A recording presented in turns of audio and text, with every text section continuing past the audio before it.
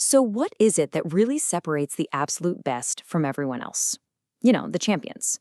Is it just about having more raw talent? Or is there something deeper going on?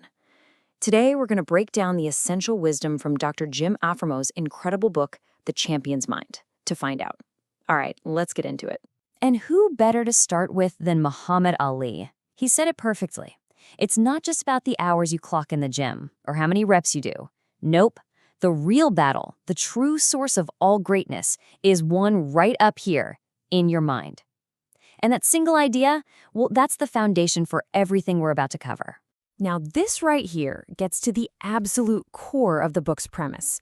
Have you ever watched an athlete pull off some amazing clutch play and just thought, wow, I wish I could do that?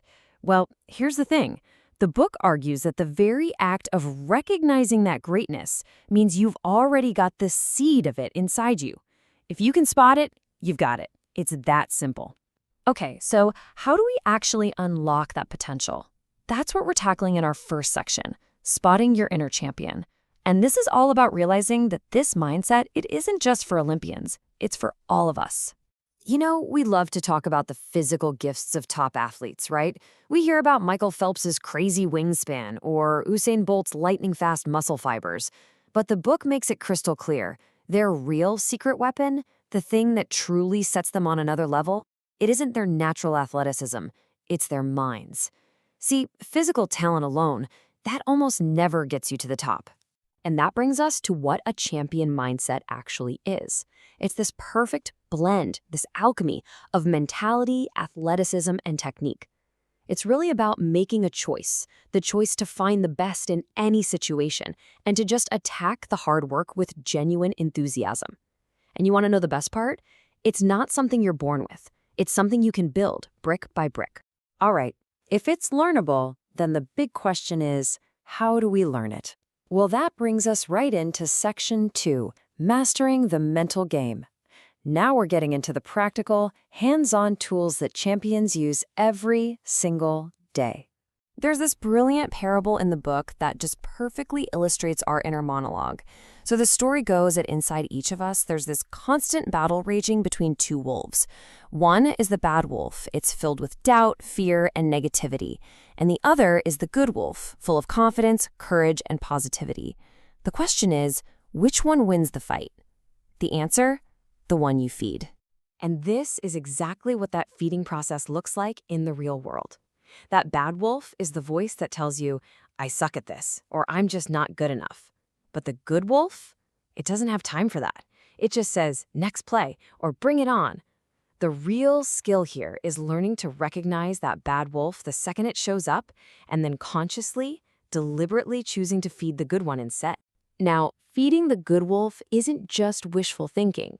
It's also about serious mental practice. I mean, check this out. Olympic javelin thrower Steve Backley. After a bad injury, he couldn't physically train for the 96 games. So what did he do?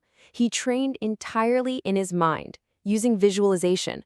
And the result? He went out and delivered one of the best performances of his entire career, proving that vivid mental practice can be just as powerful as physical training. It's incredible. So how can you and I actually apply this? The whole process really comes down to 3 simple keys. First, you have to vividly see yourself performing successfully. Second, you have to deeply feel yourself performing like a master. And third, you have to genuinely enjoy seeing and feeling yourself win. That's the formula. See it, feel it, enjoy it. The last tool in our mental toolbox for this section is focus. A champion is a nowist. I absolutely love that term. It means they dedicate all of their attention, 100% of it, to this exact moment. Any thoughts about past mistakes or future what-ifs, that's all just fog. But the here and now, that is clear skies. So we've got the tools, but how do we actually use them when the pressure is on, when it all comes down to one moment? That takes us to Section 3, winning in the moment. Okay, picture this. It's Super Bowl XXX. You're Joe Montana. You're on your own 8-yard line. You're down by 3 points with just over 3 minutes left on the clock. The pressure is insane. What do you say to your team in the huddle? Well, Montana points up to the stands and just goes, "Hey, isn't that John Candy?" So why on earth would he do that? Because a little bit of humor is one of the most powerful tools you have for breaking tension. He took control of the emotional environment, he got his team to relax, and then what happened? They drove 92 yards for the game-winning touchdown. It's such a brilliant example of how performance isn't just physical, it's deeply emotional. Let's look at another high-pressure moment, something a little different. A simple 4-foot putt in golf. I mean, for a professional, this is something they make thousands and thousands of times in practice. So why do so many of them absolutely dread it during a big competition? Well, it all comes down to your mindset, which the author breaks down into 3 different universes. So in the silver universe, the golfer is totally obsessed with the outcome. They're thinking, don't miss this. Whatever you do, don't miss. They're basically trying not to fail. But in the gold universe, the focus is 100% on the process. Read it, roll it, hole it. They're only concentrating on the things they can actually control, their execution. And all of this boils down to one single core principle for winning when it matters most. Flow, don't force. It's about trusting the thousands of hours of training you've already put in and just allowing your skills to come out. Let the play come to you. But look, a champion's mind isn't just about winning one game or sinking one putt. It's a whole philosophy for life. And that brings us to our final section, beyond the scoreboard. So how do champions make sure they're always growing, always improving? One really simple but incredibly powerful tool is this specific journaling method. After every performance, whether it's a game or a presentation at work, you ask yourself these 3 questions. First, what did I do that was good? You always start with the positive. Second, what needs to get better? And finally, what specific changes can I make to become my best?